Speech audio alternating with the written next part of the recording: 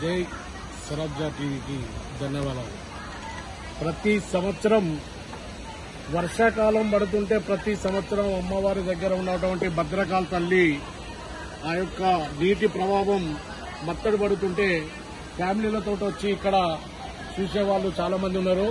అలాగే రెండు రాష్ట్రాలలో పడ్డటువంటి వర్షాలు మామూలుగా వల్లే ప్రతి ఒక్క చెరువు ఏరులై నీరుగా పారుతుంది.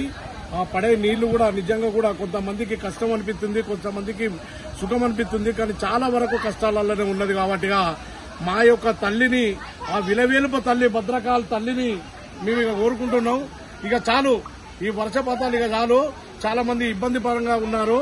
నిజంగా కూడా ఎంజాయ్ పర్పస్ లో ఇప్పుడు ఈ వినాయక చవితికి ఎంజాయ్ గా ఉందామనుకునే టైంలో ఈ యొక్క నీరు చాలా వరకు వచ్చి చాలా మంది విజయవాడ గాని, ఇటు మా తెలంగాణ గాని, ఏపీ గాని ప్రతి ఒక్క దేశంలో ముఖ్యంగా ఖమ్మం, విజయవాడ, మానుకోట ఈ సరిహద్దు ప్రాంతాలల్లో తెలంగాణ జిల్లాలల్లో పడే వర్షాలు నిజంగా అమ్మవారు గొప్ప అనుగ్రహంగా ఉన్నటువంటి తల్లి భద్రకాళ తల్లి.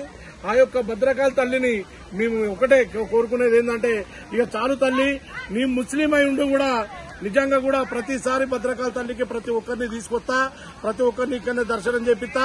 నిజంగా కూడా మా తల్లి గొప్పతనానికి ఇక సరిపోతా తల్లి. ఈ వర్షాలు సరిపోతాయి, మీరు ఇక శాంతించాలి. ఎందుకంటే చాలా మంది పేదవాళ్లు గాని, లేని వాళ్ళు గాని ఇప్పుడు చాలా రకాలుగా ఎక్కడెక్కడో ఏదేదో దేశాలలో కాకుండా మన తెలంగాణలో, ఏపీలో చాలా కష్టంగా ఉంది. కాబట్టి ఉన్నటువంటి ముఖ్యమంత్రులు కూడా సహాయ సహకారాలు అందిస్తున్నారు. ఈ రోజు ప్రవాస్ గారు 5 కోట్లు ఇచ్చారు, బాలేబాబు గారు 1 కోటి రూపాయలు ఇచ్చారు.